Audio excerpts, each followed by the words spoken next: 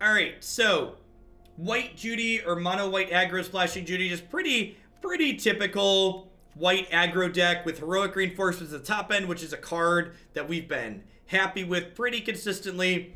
And then we've got a bunch of dual lands and some Blood Crypts to make Judith see play here. Now you'll note that we, instead of the Knight that normally sees play this slot, Beneficial Marshal is triple white. The nice thing about Judith is that in addition to giving your creatures more attack, she also lets them ping for damage when they die, which kind of gives you insulation against sweeper effects in the format, which is interesting. The real downside to Judith versus Beneficial Marshal is that she's another thing that dies to Cry of the Canarium, but she also, her trigger doesn't work against Cry as a sweeper. So deck is a little bit worse against Cry, but probably better against things like Kaya's Wrath and Cleansing Nova. And Deafening Clarion. Let's hop right in here. The core of this deck is just the good white aggro core. So I'd be pretty surprised if this deck's not very reasonable just on the surface because of the core of what the deck is doing. So hopefully we can climb our way back up. We've been floating right on the cusp of percentages versus the 1100s or so the last couple hours. How did Naya tokens go? It's pretty middling. Not particularly impressive. On the draw. Step 1, chat. If you're going to play the aggro deck, I'd recommend winning your die rolls. Definitely ideal to win die rolls.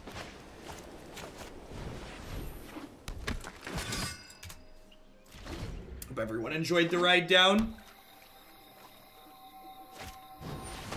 Moment of Craving and Sultai. Interesting. Well, I'm super excited that they just burned that card on my Dauntless Bodyguard when I have Adanto Vanguard to follow it up.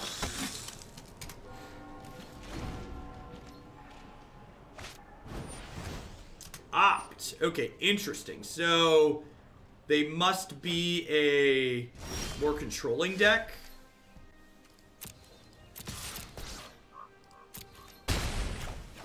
So I'm missing land drops. So are they. We're probably better off with missed land drops, all things considered. Yeah, so probably not Sultai with, like, the Wild Growth Walker package, if I had to guess. Opt probably means something else. Gift of Paradise. Interesting. I wonder if they're a Nexus of Fate deck. Yeah, could be Sultai Nexus.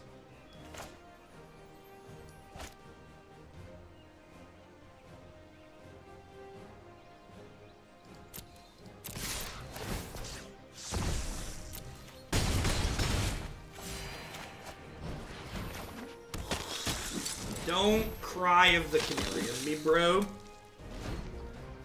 They have Ritual Ascent. We really don't care.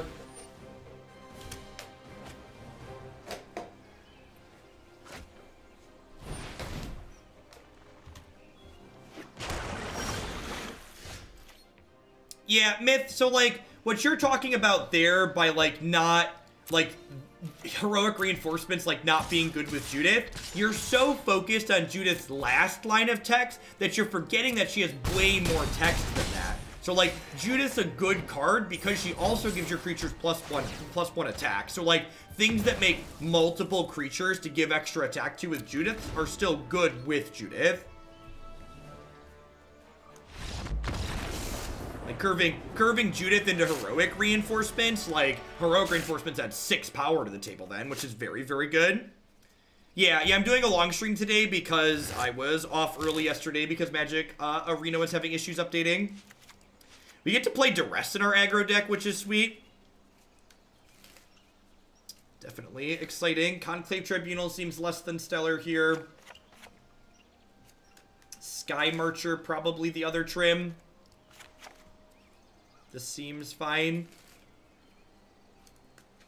No, I definitely, comments like that, you're far from the first person to make a comment like that, so I think it's good to highlight that it's not anti-synergy. So, like, anti-synergy means 2 cards intrinsically work against each other, whereas Judith with tokens is more so tokens just don't take full advantage of Judith, but they still take enough advantage that they're worth playing together.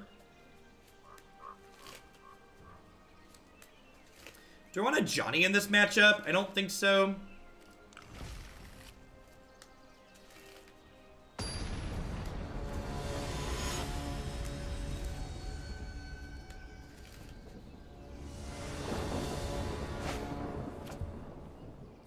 sure.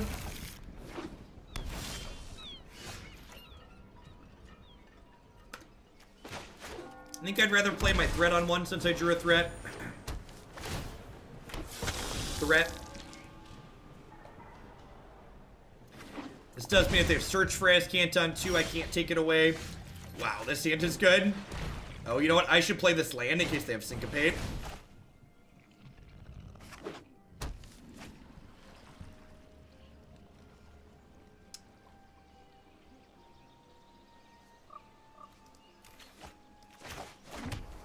Getting to play Duress in aggro decks is sweet.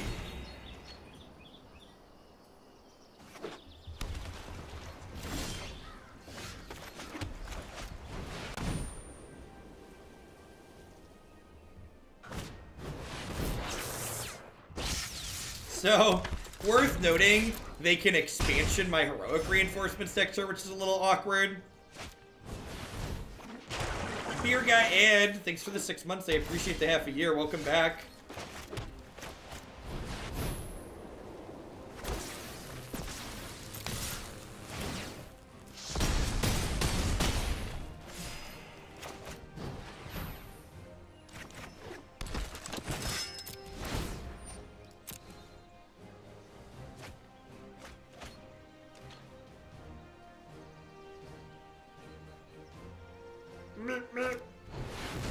Alright, so we're done here.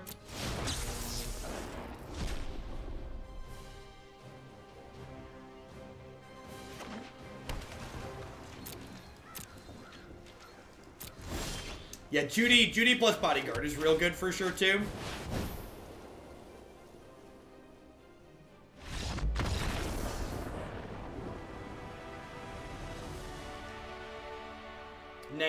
%. Go in for the gold.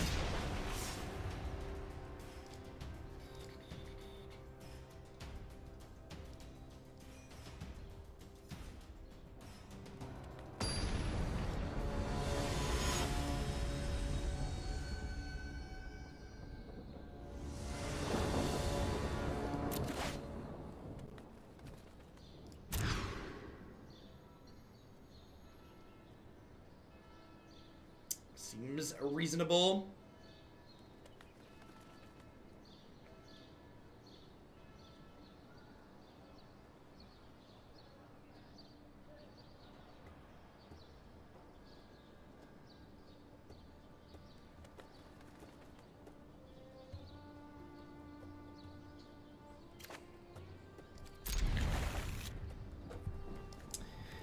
Not really in the market for a 4th land.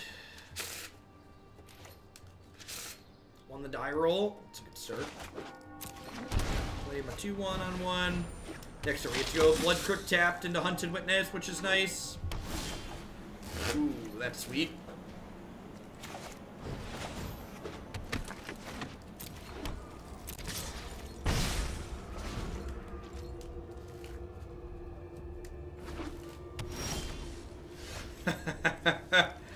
Oh, meep meep.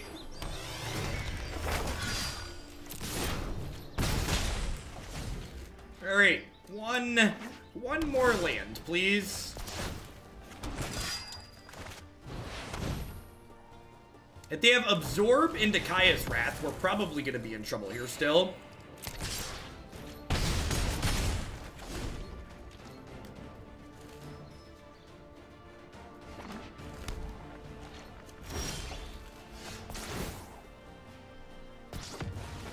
Thank you, Marty. I appreciate you.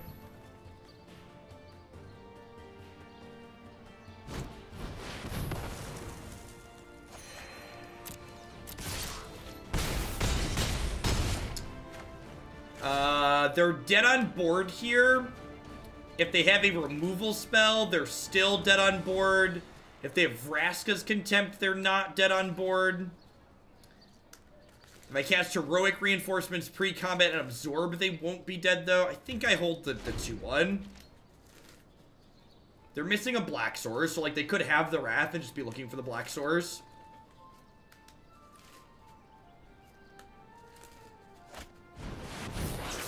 Alright, should be dead here.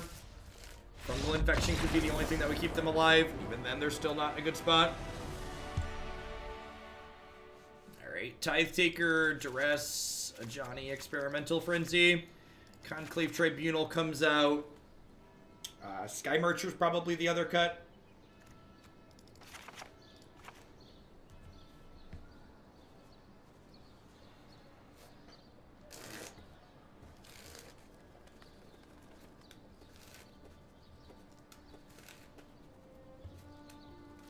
I'm not sure I like this Experimental Frenzy in the board. I think I'm going to cut this and just play a 4th Baffling End. I really like having 4 removal spells in this archetype.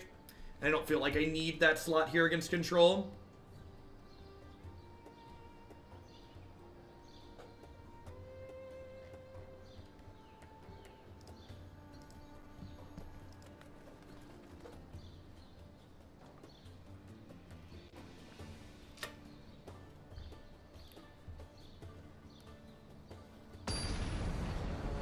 Is the 1 toughness from Hunted Witness better than the flying from Skymarcher? Well, Hunted Witness is good in this matchup because it leaves a token behind when it dies, so it's better against a sweeper effect. Yeah, removal resistance is key when you're playing against decks like what the opponent's playing. This hand needs a red source, but if it finds one, it's in a good spot.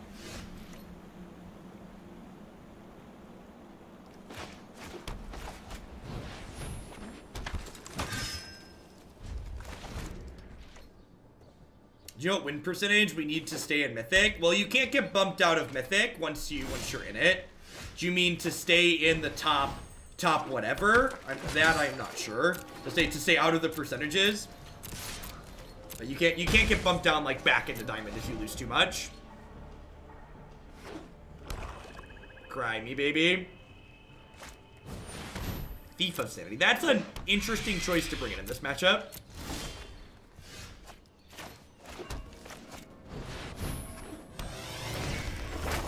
That seems really weird in the matchup where you want your sweepers.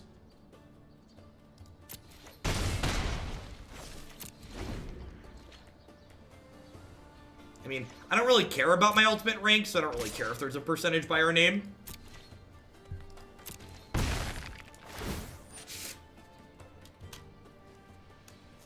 So we're hoping to draw a red source here so we can slam heroic reinforcements next turn. He says that they've been 2 red sources. Jokes that our opponent are cards stuck individually. You're not wrong. Ayo. Puppy. Do I heroic reinforcements or do I go landing plus Judy? Yeah, meep meep.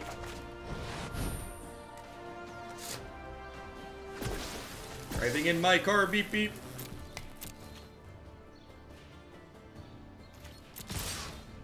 Thunk. This line's much better against removal, right? Like, they just have, like, Moment of Craving here. Like, Judy's a really sad play. Like, if they don't find an answer to something next turn, like, this History of Benalia pops off and I have 4 Knights in play, which is just crazy silly.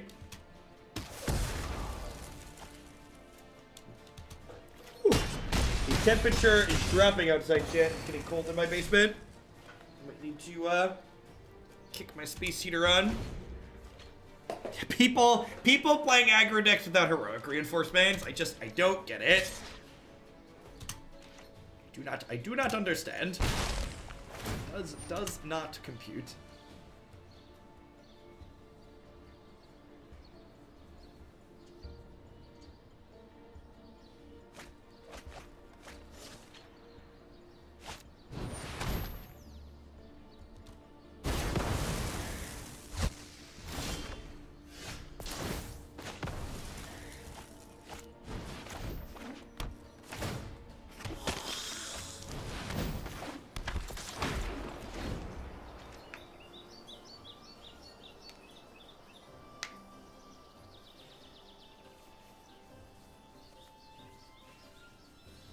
Alright, they're down to 5. And, we've got 3 heroic reinforcements in our deck.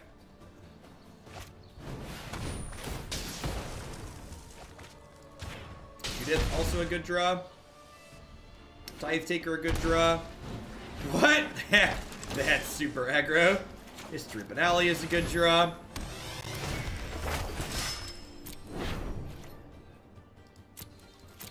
sit back on this for now because I'd like to flip Legion's Landing eventually.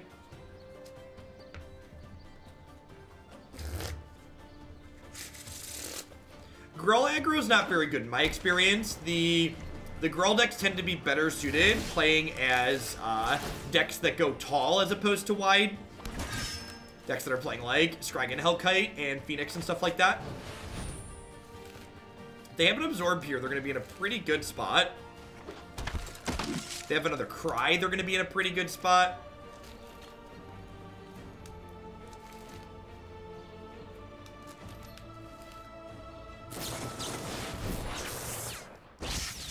Keep in mind, especially for folks that are new, I'd encourage you to read the stream rules when you come in. If you want to critique decks or talk about why cards are good or bad, please do so in a constructive and specific manner. If you want to say a card is bad, say, this card doesn't seem good because, and then explain yourself. Help people understand why you want to play different cards as opposed to just, like, putting down the choices other people have made.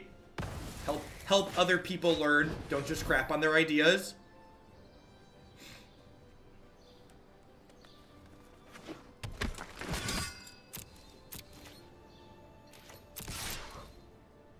You have a moment of grieving here.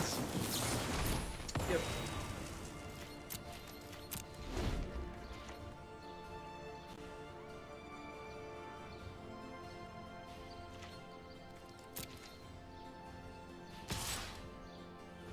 Did I forget to attack with the knight last turn? I think I forgot to attack with the knight. Yeah, I was reading chat and clicking.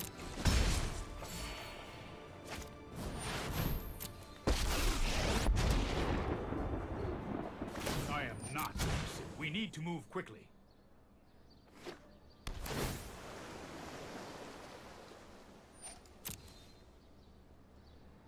Gonna be moving along to the third game here in a second.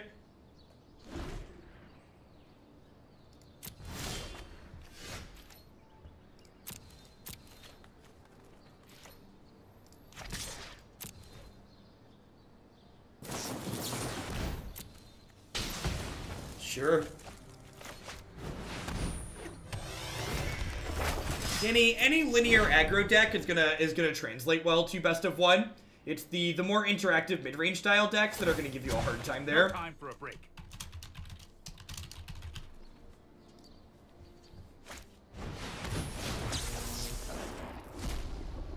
Yep, that is a good example of why to attack before you cast your spells. Belmont's real good. Wayne with the Prime support, thank you very much. Welcome, I appreciate that. Yeah, I think we're done here. I'm gonna wait and see if we draw Heroic, but then we'll pack it in. Pack it up, pack it in.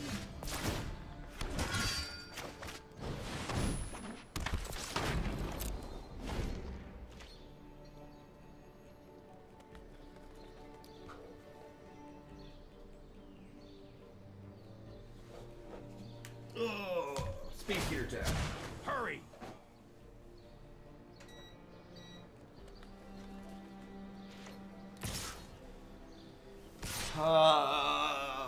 So this is a Kaya's Wrath? This is a Kaya's Wrath? What this is? Not too surprising. A lot of card advantage going on.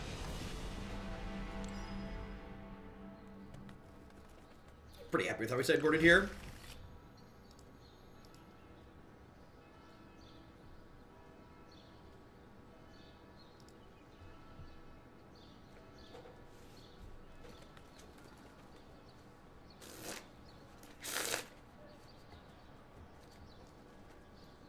Take the next game on the play. Being on the play for the last one is usually pretty good.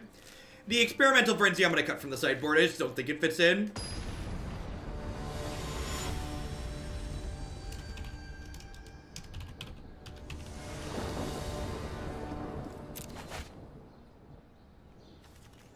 I see, and just like, it's missing a color, and just like mono 3 drops is not good enough against control. Seems super reasonable.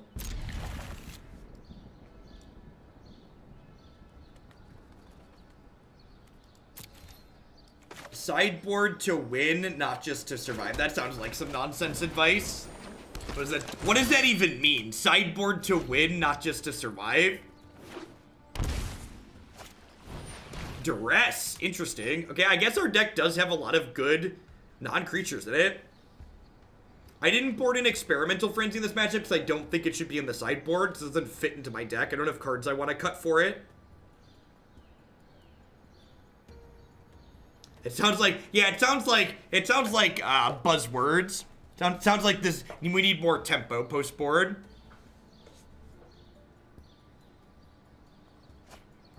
It sounds like it makes sense, but at the end of the day, it's like, well, that's just nonsense buzzword type stuff.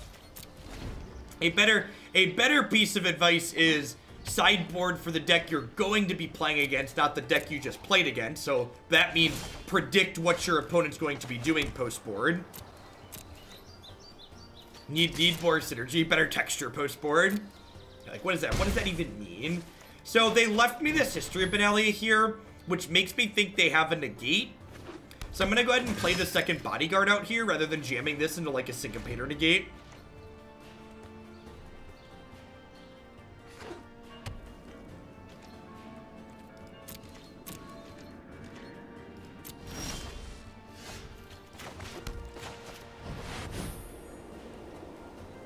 Yeah, you can always find my preferred deck list for archetypes that I have preference to on my website at jeffhoagland.com.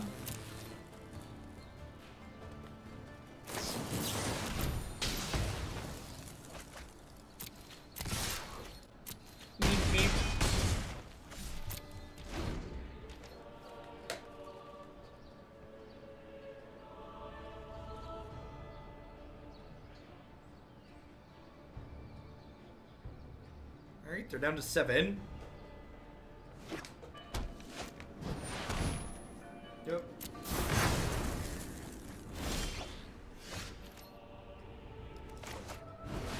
I think getting this down is more important than getting Adanto down here. Could go either way. Like, this dies to moment. This is, I think, yeah, probably want to prioritize this one.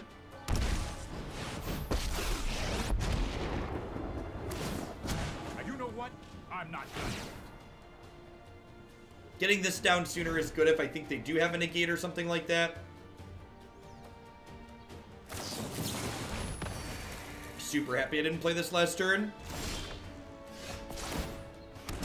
Put this into play. No reason to hold this to bluff because we know they have Bellhaunt in their deck, which will punish me for holding a land here.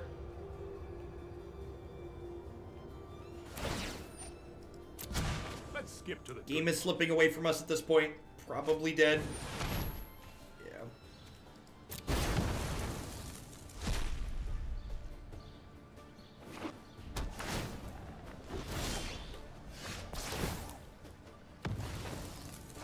I feel like the fact that Cry of the Canarium is one of the premium sweepers right now kind of makes splashing Judith into this deck that already gets hosed by that card a little bit weaker.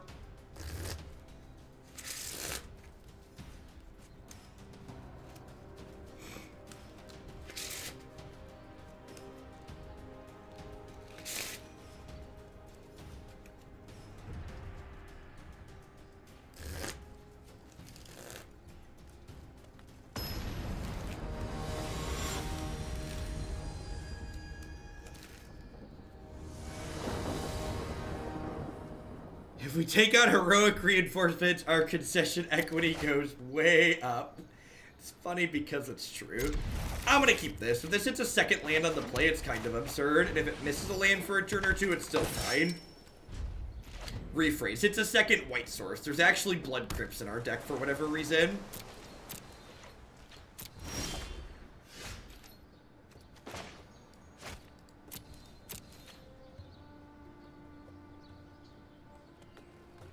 Alright, and then I think this turn, I actually just play double 1-drop. So that way next turn, if I miss the land drop, I can flip Legion's Landing and still play History of Benalia.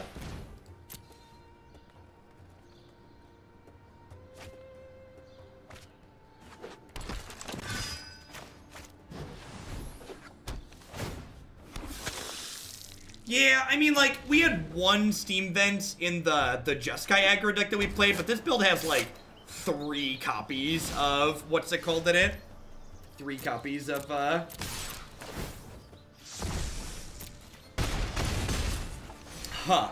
I'm actually gonna go Adanto Hunted Witness here. in the face of Clifftop Retreat, because they could be a Deafening Clarion deck.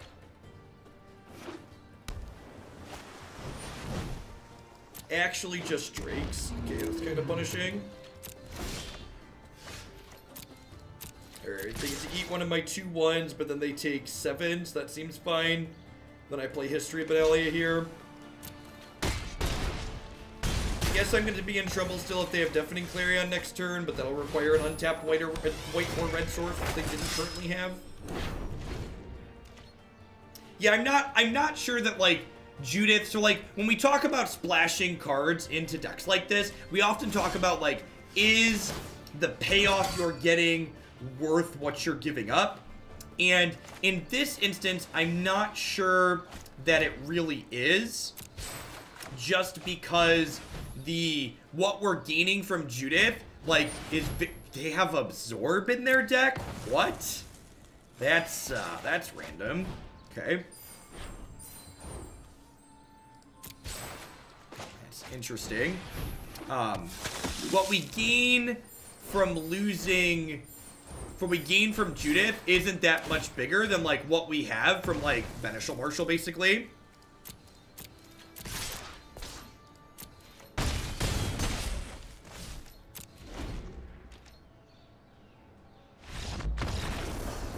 Yeah, so, like, Drake splashing white for Deafening Clarion isn't all that uncommon, but 3-mana counterspells in Drake's is a little bit strange, in my experience. It's not something that you see terribly often. Oh, I wanted to cut this Experimental Frenzy. I should do that. I definitely want my extra Tithe Takers against the counterspell deck. I'm gonna go ahead and cut Skymarcher Aspirant, because it doesn't, gets a little bit awkward with, not being able to be evasive. They could just be Jeskai Control with a couple of Drakes in it, in which case these Conclave Tribunals get a little bit worse. I'm going to trim one of these for now and just bring in the Duresses, and we'll go from there. It could be, we're not quite sure what they're doing. They did die pretty quickly there.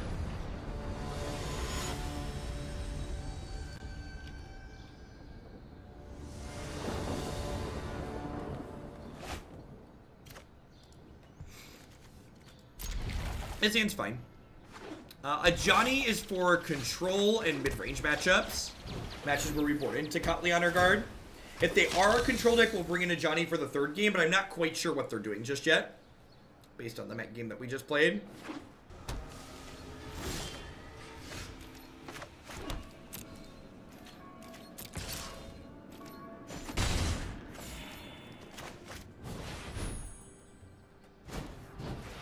Slot out reinforcements for Judith? No. This card's the best card in this archetype, in my opinion. It's incredibly powerful. I will say this, getting access to Duress does feel good in this deck. Although Drake feels bad, just a giant brick wall for us. Yikes, they're gonna have another Drake next turn.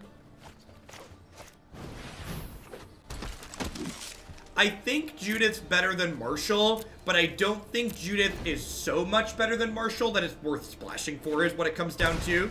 Like, what we're gaining over Marshall isn't worth the awkwardness we get from the mana.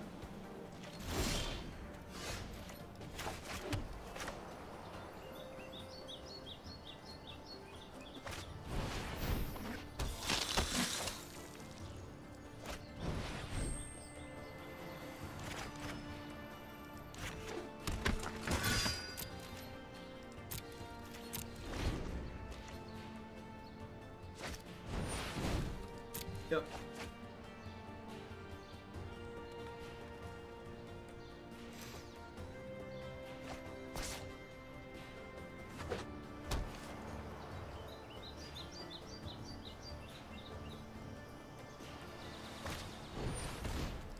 Yep.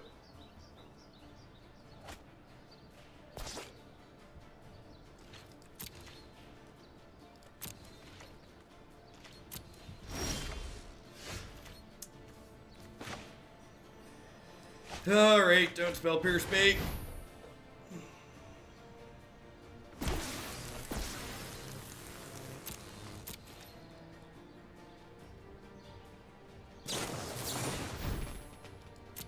They've run into Mystify. That's scary. So I get to block 2 of my things here. And they take 8, 14 down to whatnot.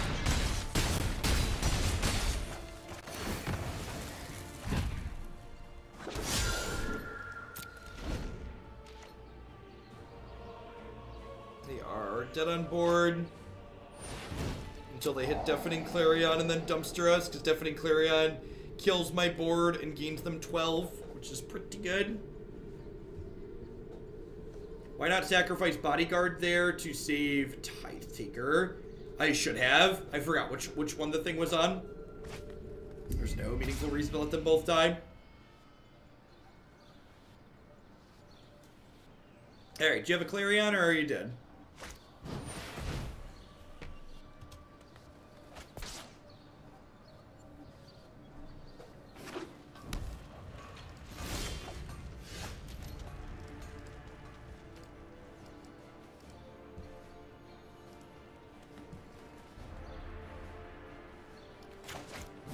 So attacking with everything here lets me flip Legion's Landing, which is nice.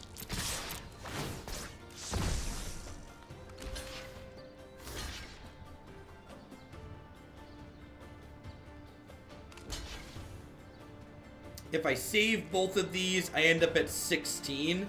So I really don't want to be at 16, but I don't think I mind being at 20. This means that they need to cast 3 spells to kill me this turn, or get 3 things into their discard pile, more specifically. Yeah, I agree. The Taker's great.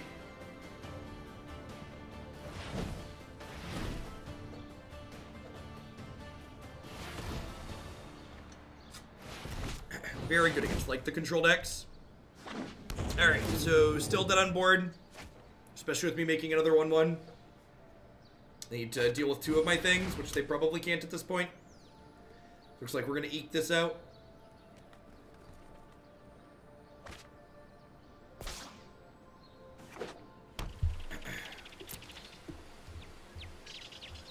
Saved like double shock in their hand.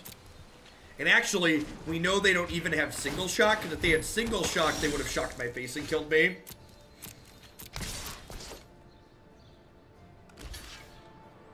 Shock was lethal here. So it'll put me to 18 of these that hit me for 9 each. Yep. I'm gonna go ahead and swap the Experimental Frenzy for a 4th copy of Baffling End in the sideboard, like I talked about. So I don't think we have cards to bring in this against control. Excuse me.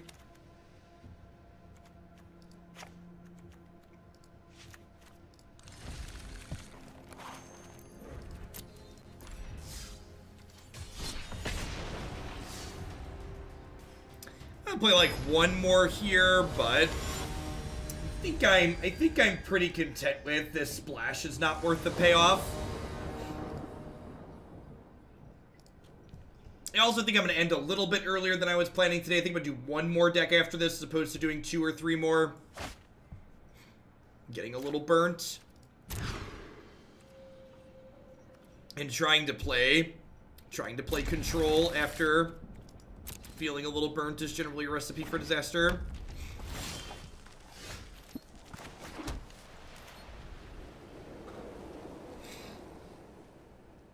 Yeah, Heroic Reinforcements is just a great card in white aggro.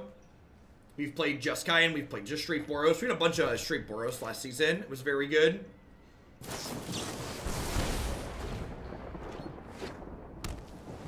Shock my dome. Another Drake's matchup, perhaps? Yeah, looks like it. Love to draw 2-drop. Yikes.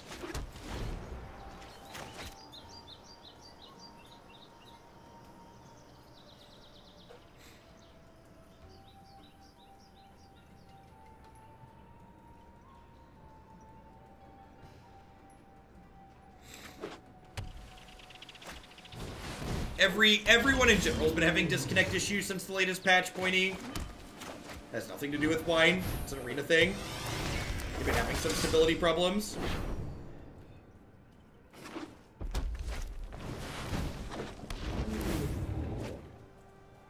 So this turn I get to go Skymarcher, Judith, Conclave Tribunal, and then next turn I can heroic reinforcements and beat my way in.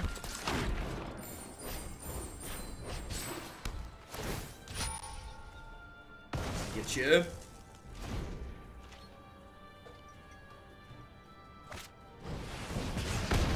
Yep.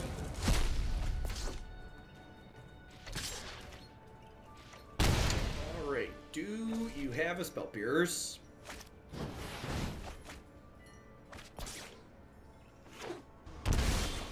Probably. The good news is if they Spell Pierce this, I can shock this in and get rid of this post-combat.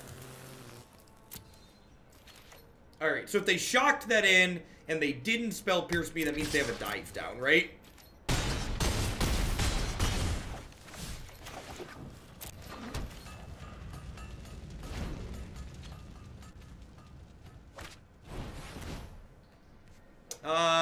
Yeah, you're right, Tongsy. I don't have Baffling End in my deck right now. Was that a bluff? No, I think they have dive down. Am I dead? Dead to shock.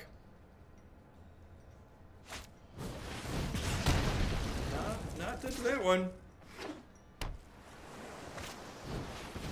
Wow, that's close. Woof. Skin of her teeth.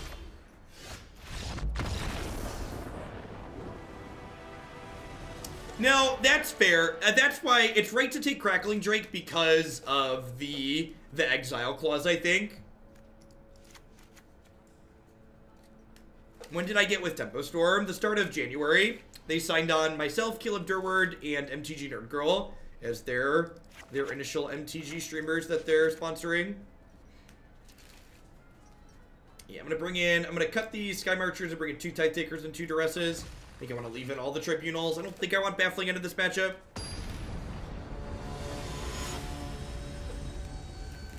Yeah, with their Jumpstart cards and occasion like Beacon Bolt and sometimes Tyrannical Idea, like the one not getting to count things in exile is a big deal. Seems good.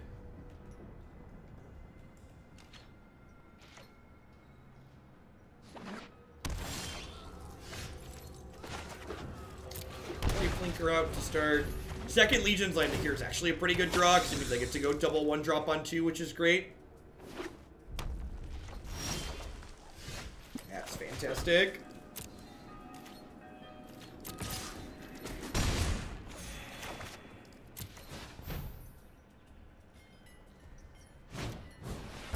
This is why you always play your cards post-combat. If I'd have played these pre-combat, they'd have shocked my attacker. Most likely they were hoping I'd play a bigger one.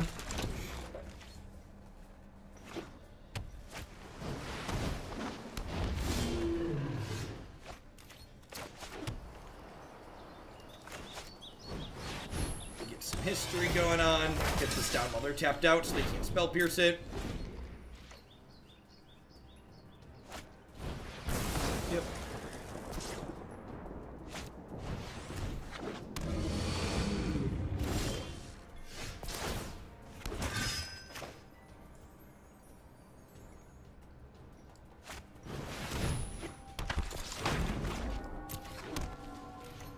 Just run the no attacks here. Next turn, I can play the heroic reinforcements and smash with everything.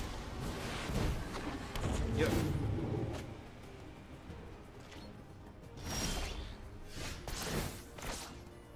Here we go. And then even...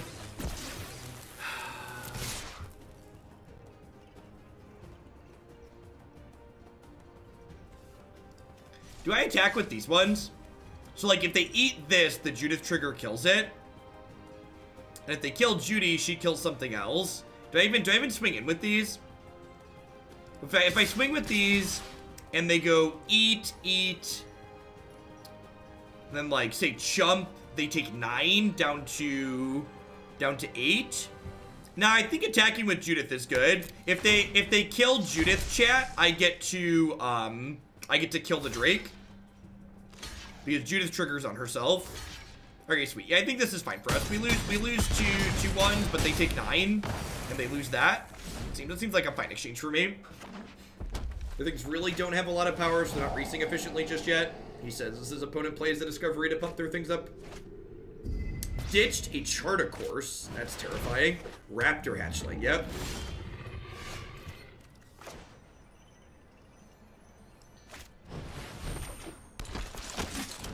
Alright. Waiting on them heroic reinforcements.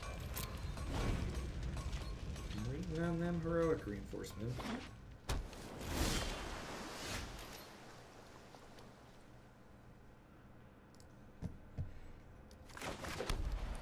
If I attack with everything, they go block, block, block, and take 2, 3, 4, 5, 6, and they kill 2 of my things. Yeah. That's my favorite, is when you sit there and count, and you're just like, yeah, you're just dead.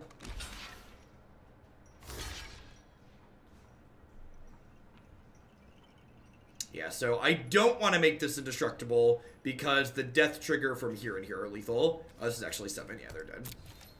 Alright, Judy was like marginally better than Marshall there, right? Chance him. Had some relevant dice trigger text there.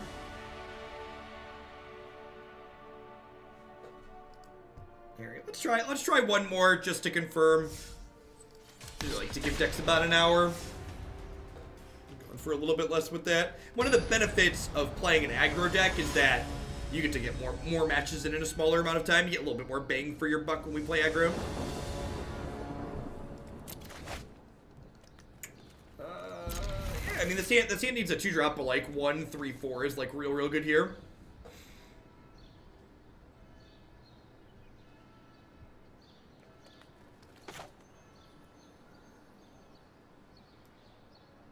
We were 1 over lethal actually by letting the Adanto Vanguard die. You are correct.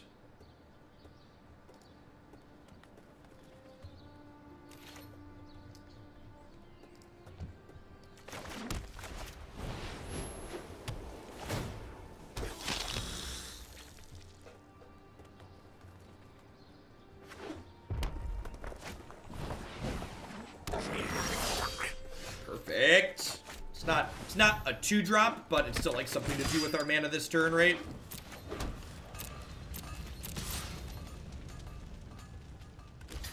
Blue-green Climb and Temur Climb were the 2 decks I played of the bulk of my matches into Mythic through Diamond. We played a lot of everything up until Diamond, but the bulk of my play through Diamond was on the Blue-green Climb decks.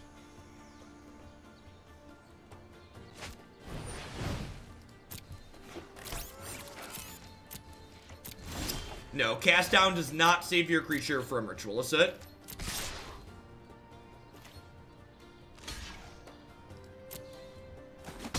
Rootbound Crag, interesting. I wonder if they're like red aggro splashing for Cindervine to the sideboard. We've seen a little bit of that. Gonna get Chain Whirler, maybe. Maybe we're gonna get Chain Whirler. That would be gross.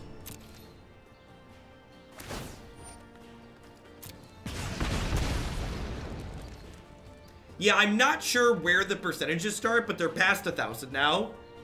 It seems like they go out to maybe 1,200 or so.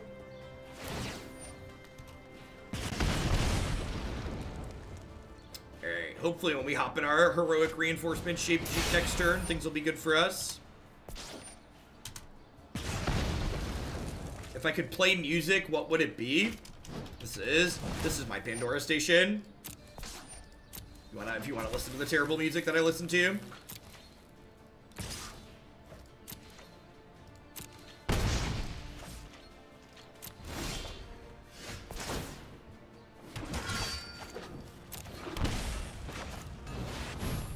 Listen, I am a human, and as such, I am terrified of change punishing waterfalls, which basically means if there's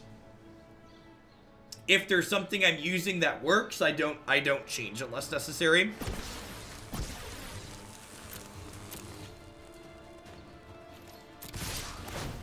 Would you expect to go up against the same decks from Arena while playing in paper? Yeah, most likely.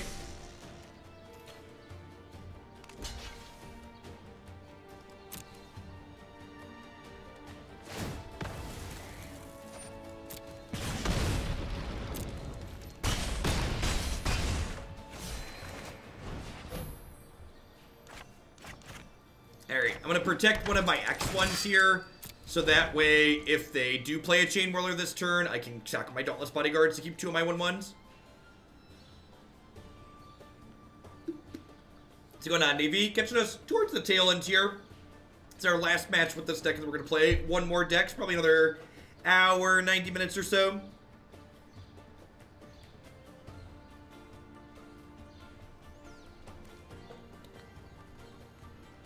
Oh, I didn't even realize our opponent's ranked 30.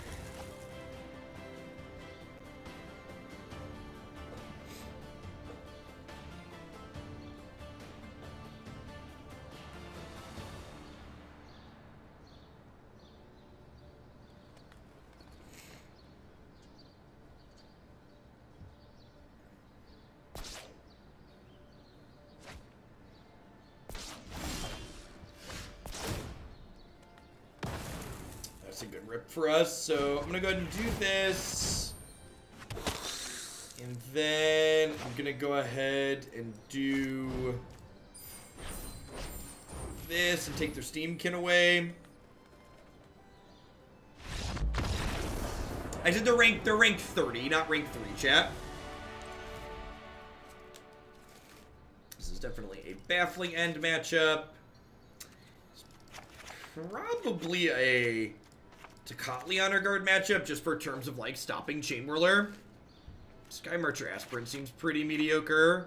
Probably leave a couple of Tithe Takers in. Yeah, definitely want Tocatli Honor Guard for stopping Chain Whirler, and Vanisho Pyromancer if they have access to that card.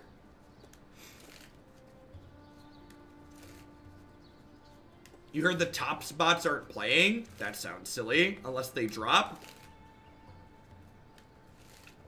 I wonder what the decay's like. Usually ranking systems have some amount of decay in them, so you can't just stop playing. No, I generally don't like boarding in Duress against burn decks.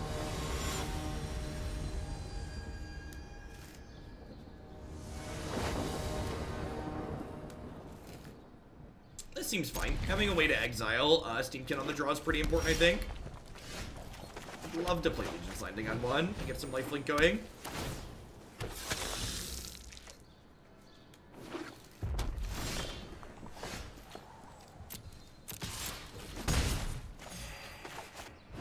Yeah, at the end of this month, the top 8 players on the arena ladder get invited to a tournament that has a minimum payout structure of $7,500 and a first place prize of $250,000.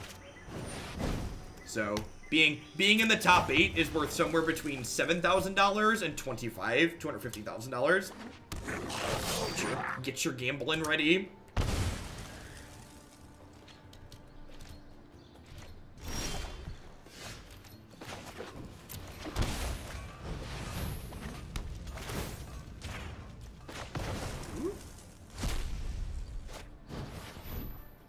Yeah, Hain's up towards the top, right?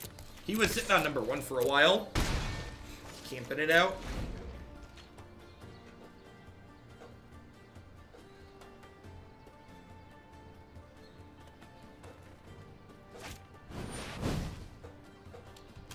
Pro Tour doesn't exist anymore.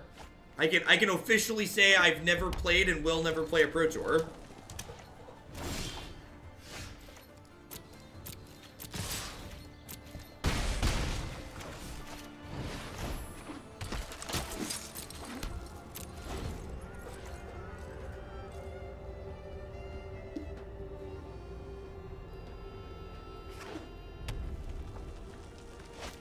The Pro Tour's been rebranded. The Pro Tour is now the Mythic Championship. Rude. I like my Tithe Taker.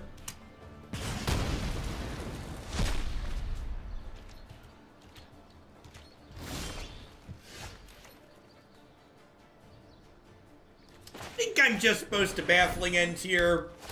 It feels bad not to just, like, pound the heroic reinforcements right away.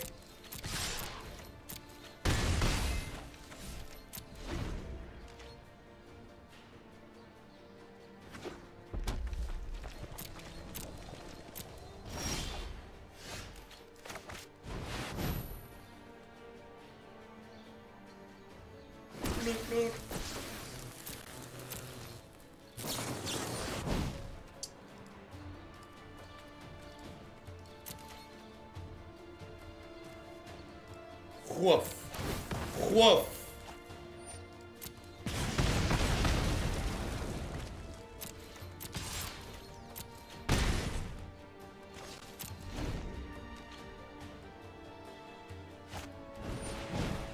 Genuinely don't know, Kazium. I was super punished for not playing Tocatli out.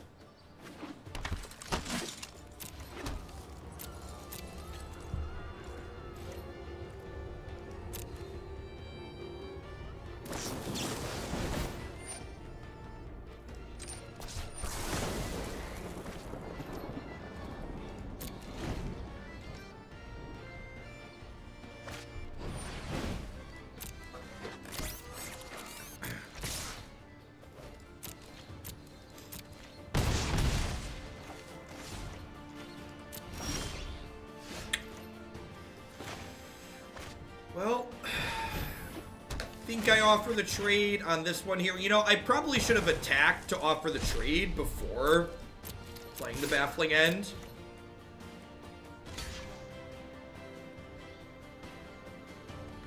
Their build seems really impressive. It's ground us out in a way I didn't think Mono Red could grind us out. If they have a red spell in their hand, I'd probably just take 2 here.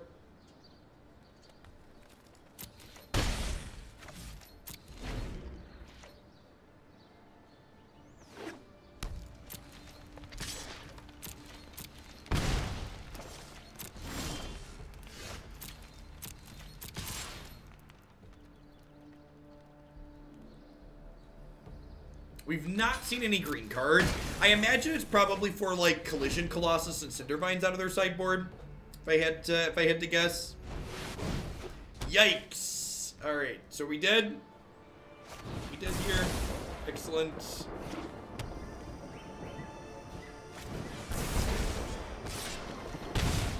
Team 3 on the plate. Let's do it. Fiery Cannonades and Chain Whirlers. Let's see if we can cut it.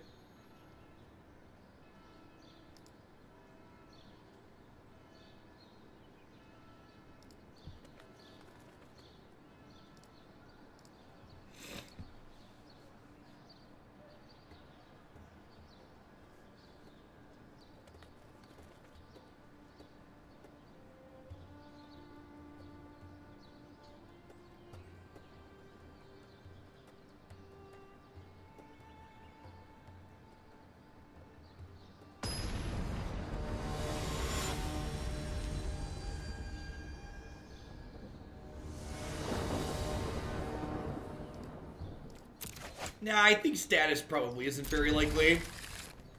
Usually you see black lands if that's the case too, because like just the green lands aren't enough. And the Whirler combo decks that splash status tend to be a little bit bigger than the aggro deck my opponent's playing. The Scourge's pretty good here.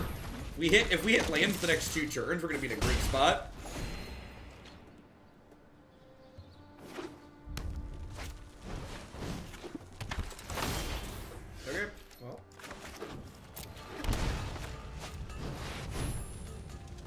Worth noting here that if this Judith had been the Beneficial Marshal, we could have cast it this turn. But I guess they probably have a Wizard Lightning here, so it doesn't really matter. probably would have played History this turn, even if we couldn't, even if we had Marshall to cast.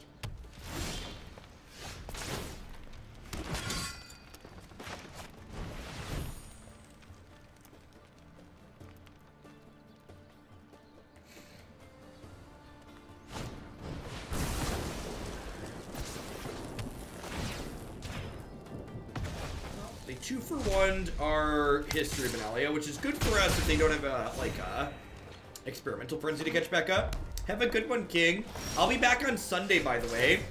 So if you are looking for some magical entertainment over the weekend, I'm taking tomorrow off. There's some family coming down to visit. And then Sunday, I'm going to do a normal shift from like 9 to 5, I think.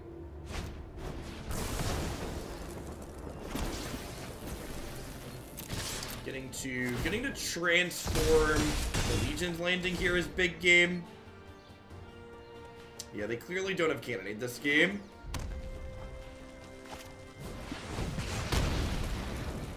Coil into Whirler?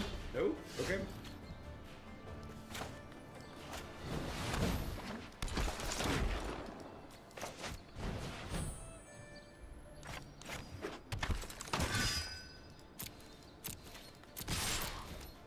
Thanks, Jane. Good luck in your new job, by the way.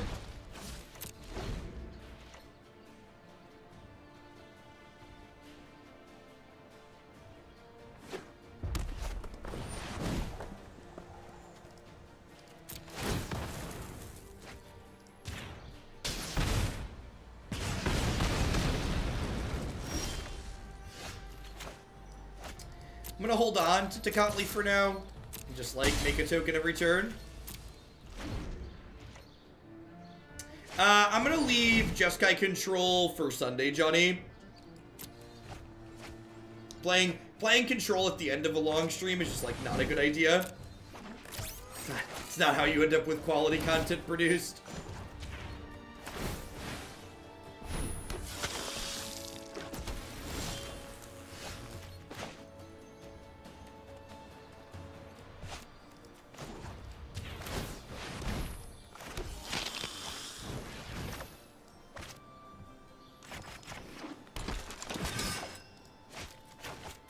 Be as efficient as possible this turn. It's a different kind of quality content. You're not wrong. There's a reason why people always ask about 24-hour streams. It's a type of content. It's not, I wouldn't describe it as quality, but it's definitely something. Alright, what are the odds our opponent comes back here? I really don't want to beat someone in the top 50.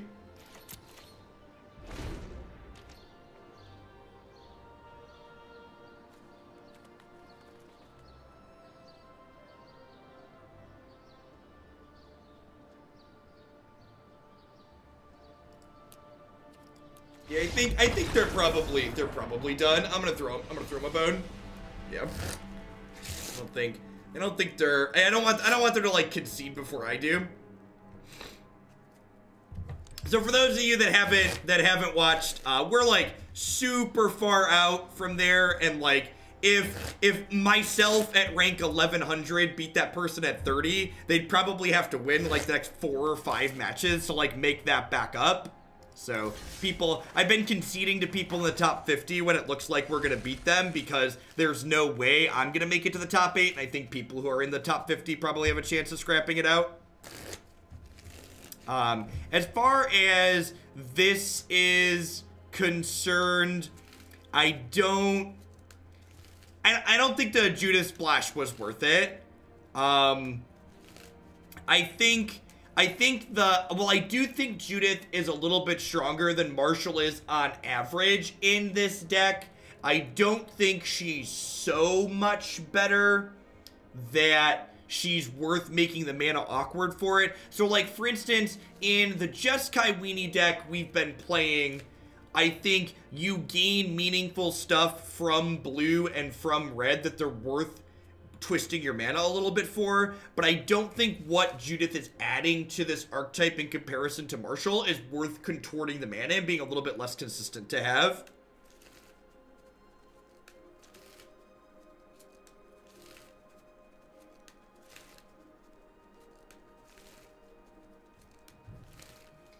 It's always, and I'm gonna be honest at this point, At this point, I like conceding to people in the top 50 just because I like seeing people in chat tilt out about what they think other people are entitled to and what they're not.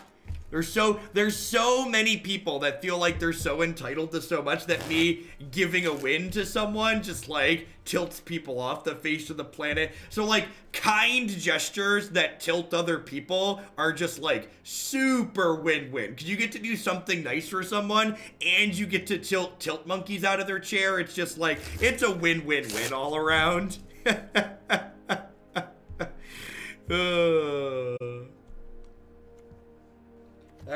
All right, what do we do? We're gonna wrap up with 9.